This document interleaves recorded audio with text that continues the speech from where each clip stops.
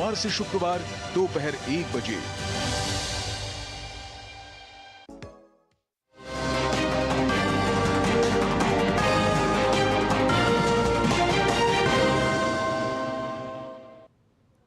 नमस्कार, DD news में आपका स्वागत है। मैं हूं चंद्रशेखर जोशी और आइए सबसे पहले आपको दिखाते हैं इस वक्त की हेडलाइंस।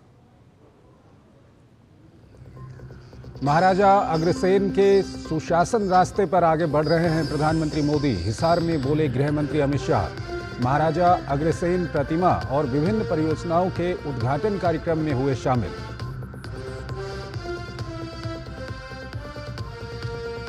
वक्फ संशोधन बिल को लेकर फैलाया जा रहा है भ्रम। केंद्रीय मंत्री किरण रिजिजू ने कहा, संविधान से चलता है देश, नहीं छीनी जाएगी किसी की जमीन।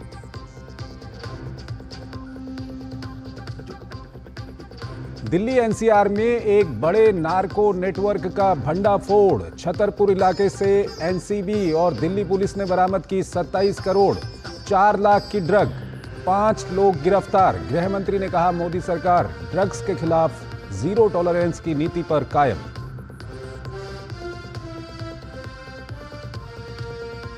पंजाब की मान सरकार के खिलाफ किसानों ने किया जोरदार प्रदर्शन। मुख्यमंत्री, मंत्रियों और विधायकों के घरों का किया घेराव। एमएसपी की गारंटी समेत शंभू खनौरी बॉर्डर पर पुलिस कार्रवाई से हुए नुकसान की भरपाई की मांग।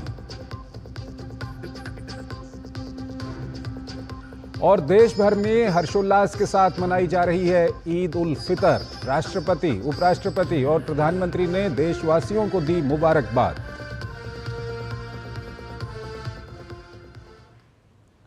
और आइए अब खबरों को विस्तार से देखते हैं। केंद्रीय गृह मंत्री अमित शाह ने आज हरियाणा के हिसार स्थित अग्रोहा के महाराजा अग्रसेन मेडिकल कॉलेज में कई विकास कार्यों का उद्घाटन किया। गृह मंत्री ने मेडिकल कॉलेज में पीजी हॉस्टल का शिलान्यास किया। साथ ही उन्होंने मेडिकल कॉलेज परिसर में 32 बेड के अत्याधुनिक सुविधाओं वाले आईसीयू का भी उद्घाटन किया। इसके साथ ही गृह मंत्री अमित शाह की मौजूदगी में 20 फीट ऊंची महाराजा अग्रसेन की 800 किलोग्राम वजनी प्रतिमा का अनावरण किया गया। पीजी स्टूडेंट्स के लिए बनने वाले 60 कमरों के छात्रावास भवन की आधारशिला भी रखी गई। इस मौके पर केंद्रीय गृह मंत्री अमित शाह ने कहा कि हरियाणा ने देश की परंपरा और संस्कृति को आगे बढ़ाने का काम किया। हरियाणा की ये भूमि ने चिर पुरातन काल से इस देश की संस्कृति को, इस देश के संस्कार को और इस देश की परंपराओं को आगे बढ़ाने का काम किया है। महाभारत काल से लेकर आजादी के संग्राम से लेकर आजादी के बाद के 76 साल में हरियाणा का योगदान हमेशा एक छोटे प्रदेश के रूप में सीमांकन होने के बाद भी देश के बड़े बड़े राज्यों से बहुत ज्यादा रहा है। इस मौके पर केंद्रीय गृह मंत्री अमित शाह ने कहा कि अग्रसेन जी अनूठे प्रकार के शासक रहे। हर व्यक्ति के कल्याण का रास्ता उन्होंने निकाला। प्रधानमंत्री नरेंद्र मोदी भी उसी रास्ते पर आगे बढ़ रहे हैं। महाभारत काल से आज तक अग्रसेन जी एक अनूठे प्रकार के शासक रहे। उस जमाने में लगभग 5300 साल पहले मेरे शहर में जो आता है वो आते ही लखपति होगा और आते ही महल को प्राप्त करेगा, ऐसी नींव डाली। समृद्धि का इतना सुचारू रूप से राज्य पर बोझ डाले बगैर हर व्यक्ति के कल्याण का रास्ता शायद आज तक किसी ने ना ढूंढा है, ना किसी ने जमीन पर उतारा है। एक प्रकार से आज नरेंद्र मोदी जी भी उसी रास्ते पर आगे बढ़ रहे हैं। केंद्रीय गृह मंत्री अमित शाह ने कहा कि 10 साल में 25 करोड़ लोगों को गरीबी रेखा से बाहर ले जाने का काम किया गया। उन्होंने कहा कि आजादी के 70 साल बाद 12 करोड़ घरों में शौचालय नहीं थे। देश में हर घर को शौचालय देने में हरियाणा सरकार सबसे आगे रही है। आज नरेंद्र मोदी जी के 10 साल के अंदर 25 करोड़ लोगों को गरीबी की रेखा से ऊपर एक 10 साल के अंदर ही ले जाने का काम किया। 4 करोड़ आवास बनाए, मतलब 20 करोड़ लोगों को छत देने का काम किया। 81 करोड़ लोगों को प्रति व्यक्ति 5 किलो राशन मुफ्त मिलता है। 11 करोड़ लोगों को गैस का चूल्हा देकर धुआं मुक्त घर बनाने का काम किया। आजादी के 70 साल के बाद 12 करोड़ घर ऐसे थे जिसमें शौचालय नहीं था, और आज मैं अभिनंदन देना चाहता हूं हरियाणा सरकार को कि देश में सबसे पहले हर घर को शौचालय देने वाली सरकार हमारी हरियाणा सरकार बनी। संसदीय कार्य मंत्री किरण रिजिजू ने वक्फ बिल को लेकर कुछ चुने हुए लोगों और राजनीतिक दलों पर झूठ बोलने का आरोप लगाया। उन्होंने कहा कि वो लोग समाज को गुमराह करने का प्रयास ना करें। लोकतंत्र में अपनी बात रखने का हक सभी को है, लेकिन झूठ बोलकर अफवाह फैलाने का नहीं। वक्फ अमेंडमेंट बिल को लेकर के कुछ ग्रुप है, खास करके कुछ पॉलिटिकल पार्टीज के लोग और कुछ संगठन है, गिने चुने कुछ संगठन है, वो लोग समाज को गुमराह करने का कोशिश कर रहा है। हिंदुस्तान एक लोकतांत्रिक देश है। डेमोक्रेसी में अपना अपना बात करने का, अपना तर्क रखने का पूरा आज़ादी है, लेकिन झूठ बोल करके समाज को गुमराह करने का प्रयास नहीं होना चाहिए। गरीब मुसलमानों के लिए, महिलाओं के लिए और पिछड़े वर्ग जो है मुसलमानों में, उनके लिए और सब के लिए वक्फ अमेंडमेंट बिल का प्रावधान किया जा रहा है। किरण रिजिजू ने कहा कि वक्फ बिल पर जेपीसी का गठन हुआ और इसके सभी पहलुओं पर विस्तृत चर्चा की गई और उसके बाद ही संसद में बिल लाया जा रहा है, और इतिहास में आज तक किसी भी बिल पर इतनी व्यापक चर्चा नहीं हुई है। बिल को लेकर जेपीसी की बैठकों में 97 लाख से ज्यादा सुझावों पर विचार किया गया है। आज तक हिंदुस्तान के इतिहास में इतना व्यापक चर्चा किसी बिल के ऊपर में नहीं हुआ है। आज तक का इतिहास में जितना ज्वाइंट पार्लियामेंट की कमेटी बनी है, किसी भी सब्जेक्ट पर इतना बारीकी से व्यापक चर्चा नहीं हुई। 97 लाख से भी ज़्यादा मेमोरेंडम, रिक्वेस्ट, सजेशंस रिसीव किया है, तो इससे ज़्यादा वाइडर कंसल्टेशन और क्या हो सकता है। और तब जा करके वक्फ अमेंडमेंट बिल को फिर से हम पार्लियामेंट में लेके आ रहे हैं। हम चर्चा करने के लिए तैयार हैं। पार्लियामेंट के फ्लोर में नियम के तहत जो जितना बोल सकता है बोलने का पूरा आज़ादी है। अजमेर स्थित सूफी संत ख्वाजा मोइनुद्दीन हसन चिश्ती के दीवान सैयद जैनुल आबिदीन अली के उत्तराधिकारी सैयद नसरुद्दीन चिश्ती ने वक्फ बिल को लेकर अपना बयान जारी किया है। उन्होंने कहा कि इस बिल के आने के बाद वक्फ में मामलों में ट्रांसपेरेंसी आएगी और वक्फ की प्रॉपर्टी सुरक्षित रहेगी। वक्फ में अमेंडमेंट की जरूरत है। देखिए, वक्फ का मतलब ये कतई ये नहीं है कि लोग ये कह रहे हैं कि मस्जिदें छीन जाएंगी, खानकाएं छीन जाएंगी, कब्रिस्तान छीन जाएंगी, ये कहना गलत है। और सरकार को कोई जल्दबाजी नहीं है। सरकार ने बहुत तसल्ली से इस बिल को लाई थी। सरकार ने बाकायदा जेपीसी में ये बिल दिया। जेपीसी ने बहुत पेशेंटली सबको सुना है और उसके बाद में अब ये बिल पेश करने जाएंगे। मुझे पूरा यकीन है कि ये बिल आने के बाद में वक्फ के मैटर में ट्रांसपेरेंसी आएगी और उसकी प्रॉपर्टी को प्रोटेक्ट होंगी, और जो किराया एंक्रोचमेंट जो सबसे कम है, ज्यादा हो चुका है वक्फ के अंदर, वो एंक्रोचमेंट हटेगा और वक्फ का किराया बढ़ेगा जो कौम के लिए काम आएगा। वक्फ संशोधन बिल को लेकर जेपीसी चेयरमैन जगदम्बिका पाल ने कहा कि इसका विरोध करने वाले लोग सियासत कर रहे हैं। वक्फ संशोधन बिल को लेकर जगदम्बिका पाल से खास बातचीत की हमारे संवाददाता ने। वक्फ संशोधन बिल पर जेपीसी के चेयरमैन जगदम्बिका पाल हमारे साथ हैं। सर, वक्फ पर बहुत विरोध प्रदर्शन हुआ है कुछ संगठनों के द्वारा, क्या कहना है? इस तरह का विरोध क्यों कर रहे हैं वो लोग? मतलब मुझे ताज्जुब है कि कोई सच्चा मुसलमान होगा तो कम से कम वो विरोध की तरह से करेगा। जिस तरह से all India Muslim personal law board ने आज ईदगाहों पे लोगों का आह्वान किया कि आप काली पट्टी बांध करके जाएं, तो साफ नहीं लगता कि all India Muslim personal law board हो वैसी हो कि हम मुस्लिम पर्सनल लॉ बोर्ड के आदेश पे पट्टी बांध के जा रहे हैं। तो इससे साफ है उन्होंने आज मस्जिद और ईदगाहों को भी आज जहां इबादत होती है वहां उसको सियासत का बना दिया। जब ये अमेंडमेंट आ रहा बेहतरी के लिए, आज जो उस वक्त का फ़ायदा गरीब पसमानदा आम मुसलमान को मिल सके, इसकी कोशिश हो रही है। तो उसके बजाय आप कोशिश कर रहे हैं कि रमज़ान के महीने में ये आखिरी कोशिश है। इसके पहले भी अलविदा को कोशिश हुई, उसके पहले लगातार बयान आ रहे हैं। ये आखिर क्यों इस तरह की राजनीति करने की कोशिश वो लोग कर रहे हैं, जबकि प्रावधान बहुत स्पष्ट हैं। जेपीसी में चर्चा हुई, हमने जब बिल आया तब देखा कि उसके प्रावधान भी सामने आए, जेपीसी ने कुछ सुझाव भी दिए हैं, संशोधित बिल भी आना है। तो फिर जब बार बार सरकार भी कह रही है कि 1 इंच जमीन नहीं जाएगी किसी दरगाह की या मस्जिद की, तो इस तरह का राजनीति क्यों कर रहे हैं? कुछ विरोधी दल समर्थन भी कर रहे हैं। विरोधी दल इसलिए कर रहे हैं कि उनके पाँव से नीचे जो अल्पसंख्यक की उसको वोट बैंक समझते हैं, इसलिए तुष्टीकरण कर रहे हैं कि उनके पांव के नीचे से जमीन न चली जाए। केरल में विसब जो काउंसिल उन्होंने कहा है सभी सांसदों से केरल से कि इस संशोधन का समर्थन करना चाहिए, अपील की है। बड़ी संख्या में जिस तरीके से कुछ लोगों ने विरोध शुरू किया, आप देख रहे हैं कि कितनी बड़ी संख्या में लोग समर्थन कर रहे हैं। चाहे कैथोलिक चर्च ऑफ केरला हो, उसके प्रीस्ट ने कहा, सभी MP से उन्होंने अपील किया है।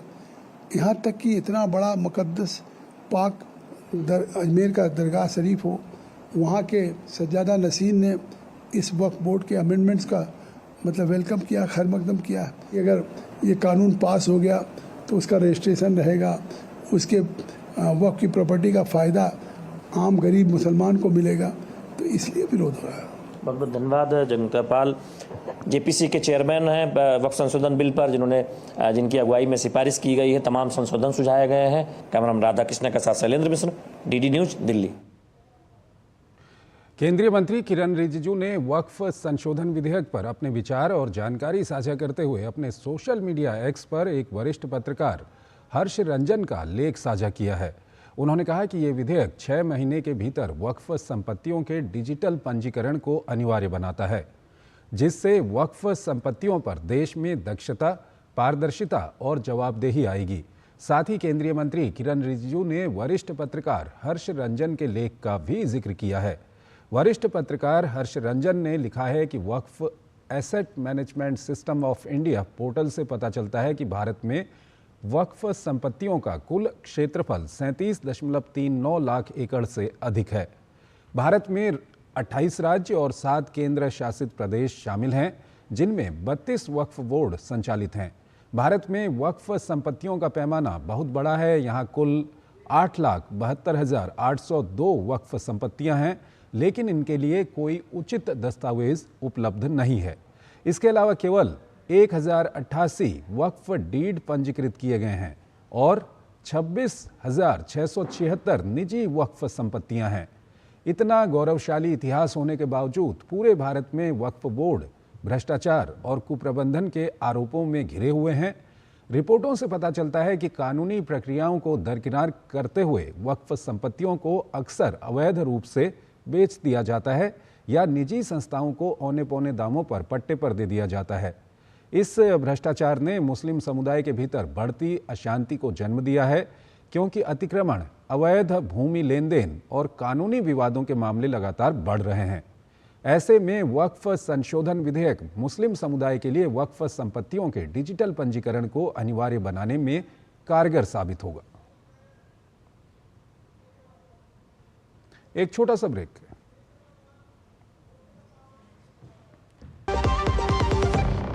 असम का चाय वर्ल्ड फेमस है, सबको पता है। चाय बहुत आगे रहेगी, विश्व में नंबर 1 में रहेगी। 200 glorious years of Assam tea. The saga will continue for many more centuries to come.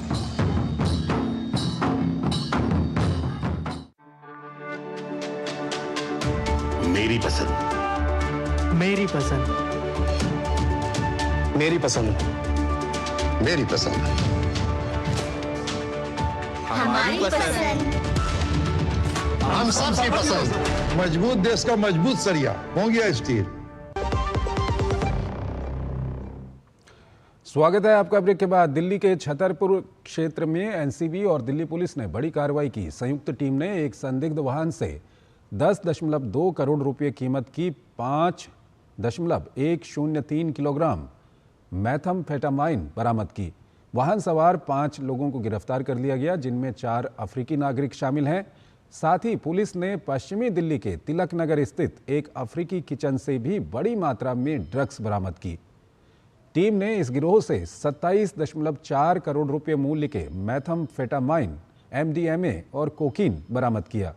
साथ ही यह गिरोह अफ्रीकी युवाओं को नशीले पदार्थों की तस्करी में मदद करता था। ड्रग्स तस्करों के खिलाफ एनसीबी और दिल्ली पुलिस की कार्रवाई को लेकर केंद्रीय गृह मंत्री अमित शाह ने सराहना करते हुए अपने सोशल मीडिया प्लेटफॉर्म में लिखा कि ड्रग कारोबार के खिलाफ हमारा अभियान निरंतर जारी है। मोदी सरकार की ड्रग्स के खिलाफ जीरो टॉलरेंस नीति के तहत दिल्ली एनसीआर में एक बड़े नार्को नेटवर्क का भंडाफोड़ किया गया। एनसीबी और दिल्ली पुलिस ने गिरोह को पकड़ लिया और 27.4 करोड़ रुपए मूल्य के मेथाम्फेटामाइन, MDMA और कोकीन बरामद किए और 5 लोगों को गिरफ्तार किया। मैं इस बड़ी कामयाबी के लिए एनसीबी और दिल्ली पुलिस की सराहना करता हूं। छत्तीसगढ़ के दंतेवाड़ा जिले में सुरक्षा बलों ने 25 लाख रुपए की इनामी महिला माओवादी को मुठभेड़ में मार गिराया है।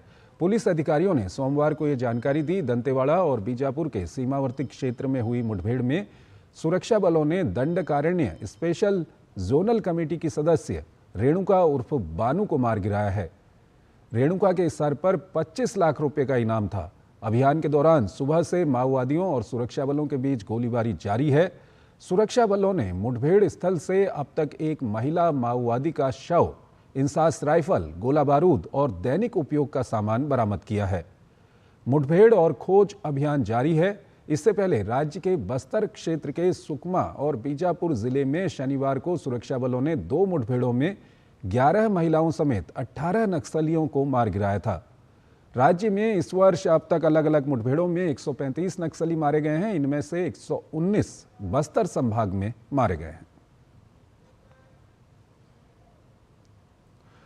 पंजाब की भगवंत मान सरकार के रवैये से नाराज किसान सड़कों पर हैं। खनौरी और शंभू बॉर्डर पर जारी आंदोलन को जबरन खत्म करने के विरुद्ध किसान धरने पर बैठे हुए हैं। इसी कड़ी में पंजाब के किसानों ने राज्य सरकार के मंत्री कुलदीप सिंह धालीवाल के आवास का घेराव किया। किसानों का आरोप है कि आम आदमी पार्टी की सरकार किसान और मजदूरों को लेकर उदासीन है। पंजाब सरकार अपनी नाकामियों और भ्रष्टाचार को छिपाने के लिए किसानों को लगातार परेशान कर रही है। आम आदमी पार्टी की सरकार प्रदेश में नशे को रोकने और कानून व्यवस्था को बनाए रखने में नाकाम साबित हुई है। भगवंत मान जी का कहना है, अमन अरोड़ा जी का कहना है कि हमें किसान की जरूरत नहीं है, हमें मजदूर की जरूरत नहीं है, हमें दुकानदारों की जरूरत नहीं है। दिल्ली में जो केजरीवाल साहब है, जो दिल्ली की कैबिनेट अब जो लोगों ने हरा दी है, तो अमन अरोड़ा जी आपका दिमाग तो अभी सुधर जाना चाहिए था। तो दिल्ली में हो गया, आपका विकास तो दिल्ली में पता चला गया, अब पंजाब में पता चल जाएगा। अपनी सरकार बचाने के लिए करप्शन से ईडी से और सीबीआई से डर लगता था भगवंत मान और अमन अरोड़ा जी को, इसीलिए किसानों के ऊपर प्रहार किया गया और ये पंजाब के गांव-गांव तक बात जाएगी। आखिर किसान संगठनों की मांगें कौन कौन सी हैं, आइए आपको बताते हैं। एमएसपी पर गारंटी, कानून सहित अन्य मांगों को जल्द इनका समाधान किया जाए, ये पहली मांग है। 19 मार्च को शंभू और खनौरी बॉर्डर पर पुलिस कार्रवाई में हुए नुकसान की भरपाई की जाए, ये दूसरी मांग। पुलिस द्वारा किसान मोर्चे पर किए गए लाठीचार्ज और हिंसा में घायल किसानों की भरपाई, ये तीसरी मांग है किसानों की। और वहीं 20 मार्च को शंभू बॉर्डर पर किसान नेता बलवंत सिंह बहरामके पर लाठीचार्ज करने वाले शंभू थाने के एसएचओ हरप्रीत सिंह को बर्खास्त करने की भी मांग है।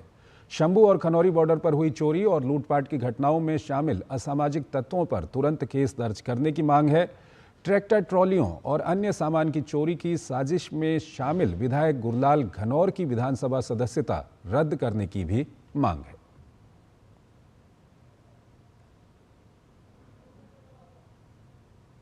एक और छोटा सा ब्रेक।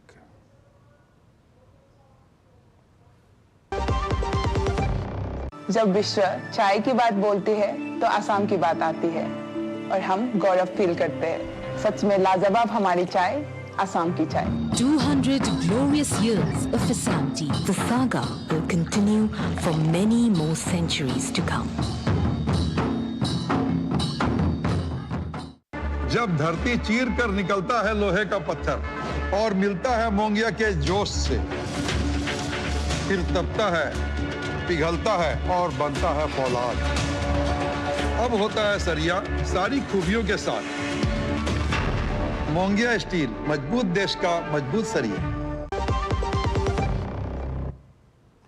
स्वागत है आपका। ब्रेक के बाद डीआरडीओ ने 15 दिनों तक काम करने और 300 मीटर की गहराई तक गोता लगाने में सक्षम high endurance autonomous under water vehicle HEAUV का सफल परीक्षण किया।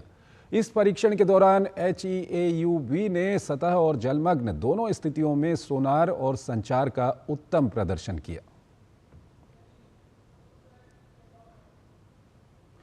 म्यांमार में ऑपरेशन ब्रह्मा के तहत चल रही मानवीय सहायता के हिस्से के रूप में भारतीय सेना ने विदेश मंत्रालय के साथ समन्वय में महत्वपूर्ण सहायता प्रदान की है। सुबह तक भारतीय सेना ने NDRF और चिकित्सा टीमों के सहयोग से शेष कर्मियों और राहत संपत्तियों को मांडले की ओर ले जाना शुरू कर दिया है। भारतीय सेना और NDRF आवश्यक उपकरणों और चिकित्सा आपूर्ति के साथ मदद के लिए मांडले के लिए रवाना हुए हैं। काफिले को म्यांमार सेना के वाहनों द्वारा एस्कॉर्ट किया जा रहा है और इसके दोपहर तक मांडले पहुंचने की उम्मीद है।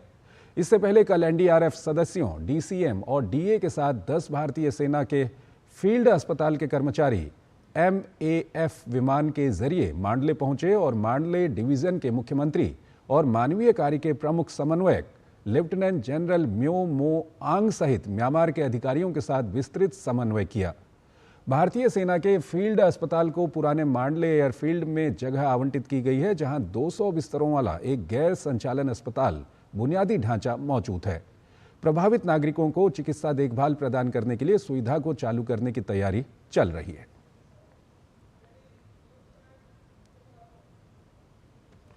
गर्मियों की शुरुआत के साथ ही भारत में भीषण गर्मी पड़ने का अनुमान है। भारतीय मौसम विभाग के नवीनतम पूर्वानुमान से संकेत मिला है कि अप्रैल और मई के महीने में पूरे देश में तापमान सामान्य से अधिक रहेगा और अधिकतम और न्यूनतम तापमान दोनों सामान्य स्तर से ऊपर रहेंगे।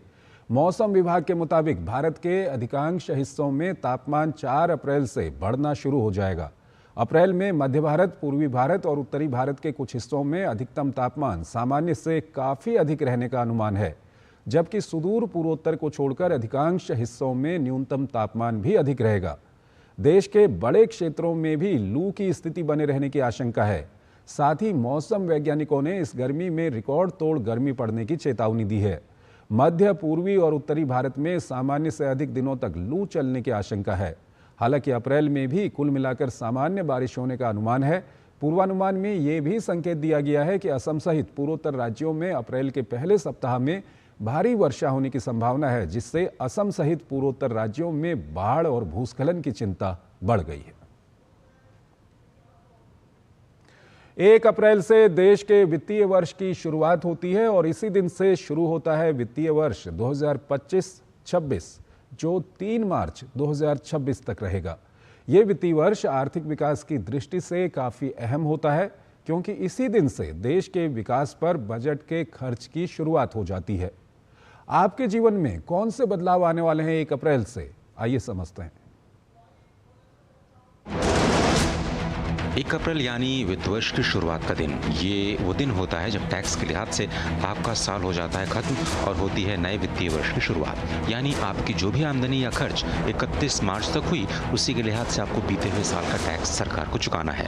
जो आमदनी या खर्च आप 1 अप्रैल के बाद से करेंगे, उसका हिसाब होगा अगले साल। इसलिए जानकार मानते हैं कि आपको टैक्स के प्लानिंग की शुरुआत 1 अप्रैल से ही कर देनी चाहिए। लेकिन क्या आपको पता है कि 1 अप्रैल के बाद और क्या बदलाव होने जा रहे हैं? 1 अप्रैल के बाद से देश में नई कर व्यवस्था लागू हो जाएगी। 12 लाख तक की आमदनी तक आपको कोई भी टैक्स नहीं देना होगा। वेतनभोगी 75,000 रुपए की मानक कटौती के लिए भी पात्र होंगे, यानी 13.25 लाख तक कोई भी टैक्स नहीं। जो मोबाइल नंबर प्रभावी नहीं है, उसके जरिए UPI पेमेंट नहीं हो पाएगा। 1 अप्रैल 2025 से ही केंद्र सरकार की एकीकृत पेंशन योजना लागू हो जाएगी। GST पोर्टल पर मल्टी फैक्टर ऑथेंटिकेशन की शुरुआत होगी, जो कि ज्यादा सुरक्षित है। 50 लाख से ज्यादा की खरीद बिक्री पर TCS नहीं काटना पड़ेगा। 1 अप्रैल के बाद 15 वर्ष से ज्यादा पुरानी गाड़ियों पर ईंधन भरने की अनुमति नहीं होगी। GST संबंधी गड़बड़ियों को रोकने के लिए 1 अप्रैल 2025 से नए नियम प्रभावी हो रहे हैं। 10 करोड़ से ज्यादा के सालाना टर्नओवर पर कारोबारियों को नए इनवॉइस पोर्टल पर ई-इनवॉइस अपलोड करना जरूरी हो जाएगा। ये इनवॉइस बिक्री के 1 माह के भीतर ही अपलोड करना जरूरी है। पहले ऐसी कोई भी समय सीमा नहीं थी। Ajay Mishra, DD news, Delhi.